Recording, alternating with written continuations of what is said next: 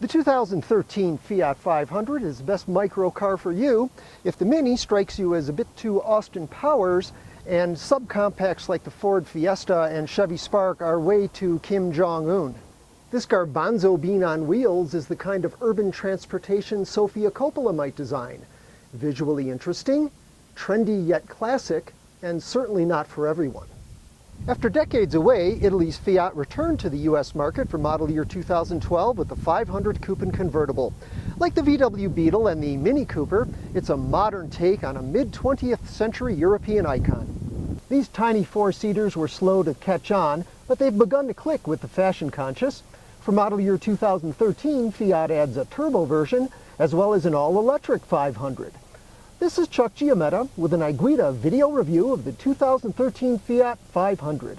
Join us for a look at its performance, features, pricing, and competition. In price and performance, the new turbo model slots neatly between the slow base engine 500s and the rowdy Abarth versions. The turbo comes only as a coupe and only with manual transmission. The battery-powered 500e is a coupe and is initially available only in California, which compels automakers to sell a certain number of zero-emissions electric vehicles. All other 2013 500s come as coupes, really a two-door hatchback, and as cabrio convertibles, which are really coupes with a rollback central roof section. This is the first year the Abarth can be had as a cabrio. Fiat varies styling details among the 500's trim levels, with the turbo and Abarth getting spoilers and extra vents to make them look angrier. These Fiats are just 11.5 feet long. Only the freakish Smart Car and the Scion IQ are stubbier. The 500 is a half foot shorter than even the Mini Cooper, but it's 5 inches taller. Riding in a 500 is like being in a hollowed-out mushroom. The seats are tall and there's plenty of head clearance, but rear passengers suffer tight leg room and an uncomfortably upright backrest.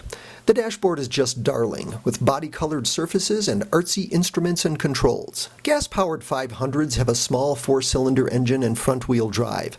If you want to zip through traffic like a true Roman, you'll need the 135-horsepower turbo model with its well-sorted suspension. Versions with the 101-horsepower base engine are underpowered and saddled with soggy reflexes, though they are the only gas 500s available with automatic transmission. The stiff-riding Abarth has 160 turbocharged horsepower, but it's unruly on anything but glass-smooth pavement.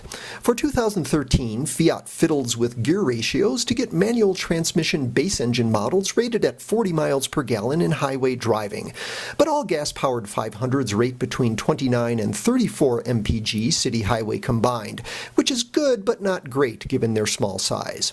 With a 111 horsepower, the 500e is actually faster than the base engine 500, though it's limited to 87 miles between charges. Cute cars deserve cute names, so Fiat labels the 500's trim levels Pop, Sport, and Lounge in ascending order of preciousness. Turbos are based on the sport trim. Abarths celebrate the Italian tuner that hot-rodded 500s in the 1950s. There are 15 paint choices and 15 interior color combinations. Automatic climate control, leather upholstery, sunroof, and heated front seats are available. New this year is a Beats by Dr. Dre audio system. You can get more metal for the money, but like the Mini, the 500 plays to an upscale audience. Coupes start under $17,000 with manual transmission and around $18,000 with automatic. Cabrios are priced from just over $20,000. A nicely equipped turbo coupe will run you about $22,000, which is a better deal than a mid-$20,000 Abarth. The 500e should cost around $25,000 after government tax credits. The 500 helps you express yourself without taking up too much of the road or too much of a parking space. Our favorite is this new turbo. It's got usefully more power than the base model, but it's not as gnarly as the Abarth. For more on the 2013 Fiat 500 and other cars, trucks, and SUVs, go to iGuida.com.